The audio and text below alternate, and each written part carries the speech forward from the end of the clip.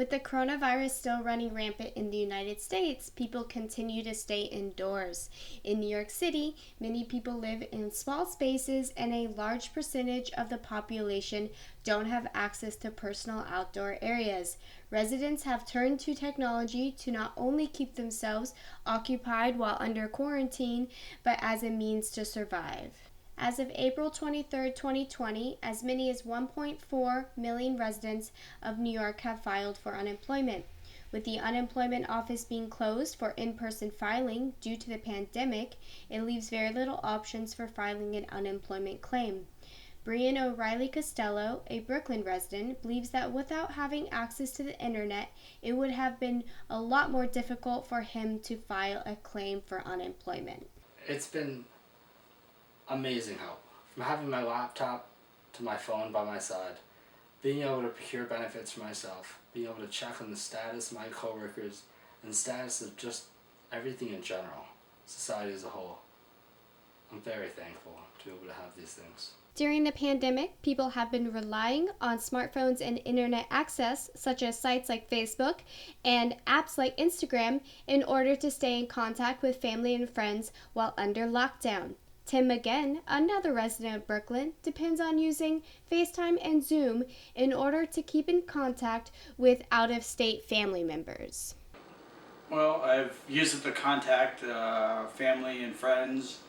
Done a few FaceTime calls and Zoom calls.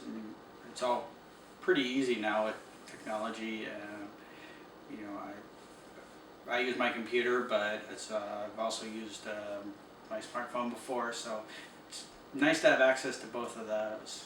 With social distancing being a key factor in slowing the virus, people have turned to sites such as FreshDirect to order their groceries online. Although most grocery stores have instituted a limit on customers allowed in the store at one time, many are still crowded, placing customers in vulnerable positions due to their lack of ability to keep 6 feet apart. Although ordering online can be more expensive, Tim feels better knowing that he doesn't have to put himself possibly in the path of the virus. Well, it's pretty hard to maintain social distancing at the grocery stores here. That's kind of, for me anyway, the biggest place where I could possibly catch the virus. So being able to just completely avoid that and having one person bring the groceries and drop them off definitely decreases any chance that I would have to worry about catching the coronavirus. Technology such as the internet and smartphones have proven to be important during the pandemic, but they are a luxury that not everyone has. According to the Pew Research Center, lower-income American families have lower levels of technology adoption. With families earning $30,000 and under, only 71% have access to smartphones. Only 54% have access to desktop or laptop computers, and only 56% have home broadband.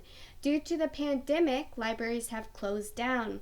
Libraries allow people to have access to the internet for free, and with its closure, many people will go without. The lack of technology for lower-income families could make the pandemic a much scarier situation. I can't imagine. It would be absolutely horrendous to not be able to receive any information about anything new or in the works, whether it be virus related or economy related. A lot of people are depending on to be able to receive new information about how things are going, and it'd be a horrendous situation to be in without it. As the pandemic persists, technology continues to be a tool to help ease the burden of those affected. This is Molly Wanacott for XYZ News.